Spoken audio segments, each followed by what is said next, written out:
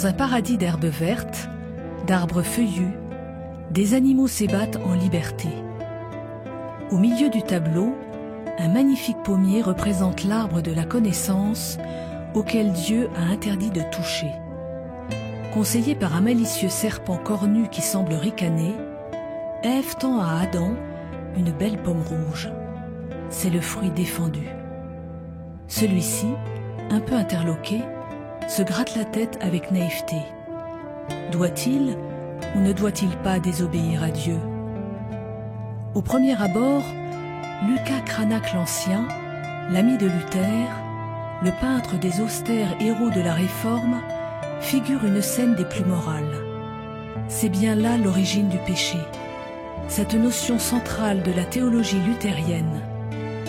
Le geste qu'Adam s'apprête à faire va peser très lourd sur la condition humaine, qui se révèle tellement pécheresse que seule la grâce venue de Dieu pourra le sauver.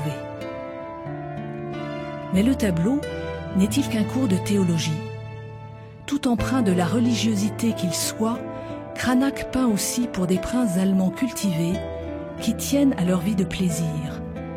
Les deux personnages sont harmonieux, et Ève correspond tout à fait au canon de beauté de cette époque, avec ses hanches fines, ses petits seins ronds et sa coiffure élaborée, qui ressemble plus à une coiffure de dame de cour qu'à celle d'une femme à peine créée. Et puis pourquoi tous ces animaux?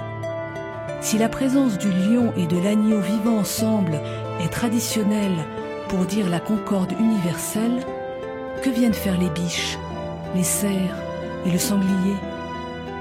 Là encore, il s'agit de flatter les commanditaires.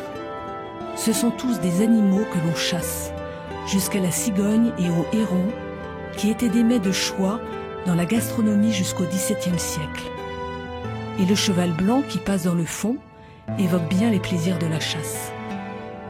Sous ces aspects moralisateurs, qui ne laissent pas à Ève la meilleure part, ce petit tableau consacre en fait la victoire de l'art sur la théologie. Cranach avait beau être un grand support de la Réforme, il était aussi un artiste qui cherchait à plaire.